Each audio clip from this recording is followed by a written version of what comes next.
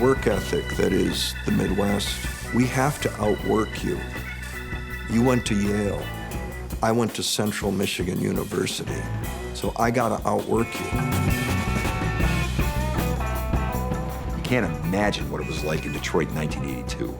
The city was beaten, 17% interest rates, really high unemployment. You know, it was a mess. I remember covering hockey games at Joe Louis Arena on what they called Devil's Night, the night before Halloween. And there were cars tipped over and burning, and that's what people remember about Detroit. Back when Detroit was truly the Motor City, and in the 40s, they were jamming cars out of here. That's gone. You're living in a part of the country that everybody thinks is worthless.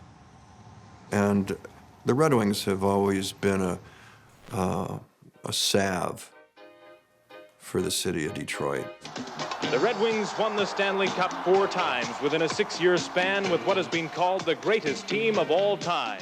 There hadn't been a championship in Detroit since 1955 during the glory years of Gordie Howe and the production line with Alex Delvecchio and Ted Lindsay.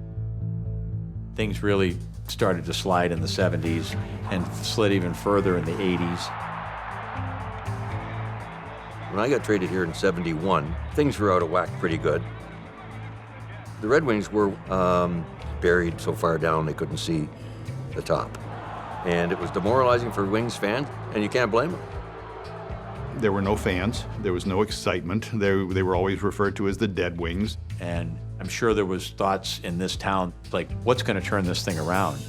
What was it like with the fellas in the room?